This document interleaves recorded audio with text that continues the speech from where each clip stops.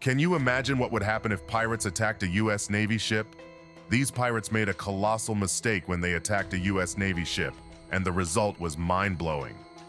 The attack by USS Gonzales and USS Cape St. George was one of the first incidents of naval engagement with Somali pirates in the 21st century. Will the U.S. Navy ships repel the pirates' relentless attacks and emerge victorious?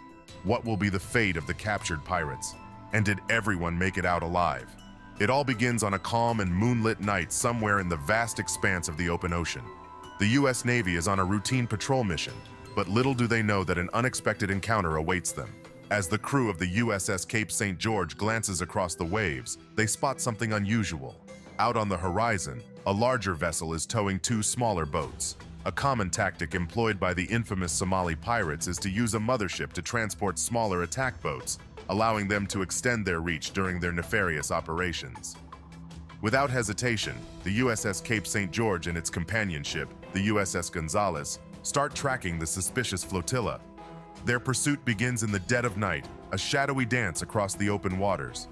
Around 5:40 a.m., as the sun begins to peek over the horizon, the USS Gonzales deploys two rigid-hull inflatable boats, or RHIBs, carrying boarding teams. Their mission is clear: conduct a routine boarding in search of the suspicious vessels.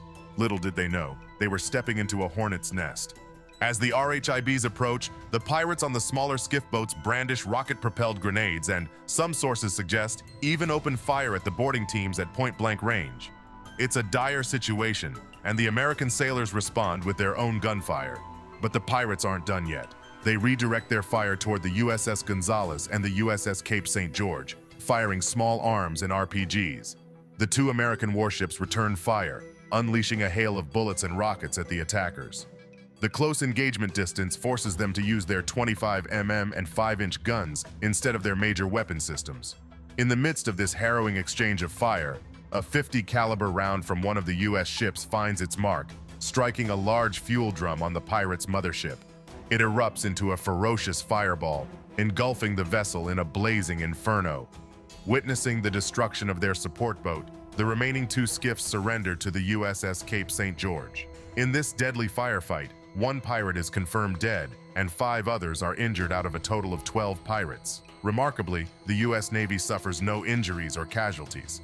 As the smoke clears, the HNLMS de Zeven Provinciën, a Dutch frigate that was part of NATO's Operation Active Endeavour, arrives to provide medical assistance to the injured pirates. Surprisingly, the U.S. government chooses not to press charges against them, and they are repatriated back to Somalia. This incident mirrors a similar attack on the Spanish Navy's oil replenisher, the Patino. As part of Operation Atlanta, pirates opened fire on the ship, believing it to be a freighter, leading to a 2-minute gun battle that left one pirate dead and several injured. The pirates on board the Patino were subsequently captured, and their trial in Spain resulted in convictions for attempted piracy. A legal twist in the case saw their sentences extended, with some serving up to 17.5 years in prison. These incidents highlight the significant problem of piracy off the coast of Somalia during the 2000s. What started as an effort to protect local fishermen's livelihoods evolved into a lucrative trade of kidnapping and ransom demands for piracy. To counter this growing threat, a multinational force known as Combined Task Force 150 was established, consisting of ships from 34 different countries. CTF 150 launched anti-pirate operations, playing a vital role in reducing piracy in the Horn of Africa region, as well as contributing to the fight against terror.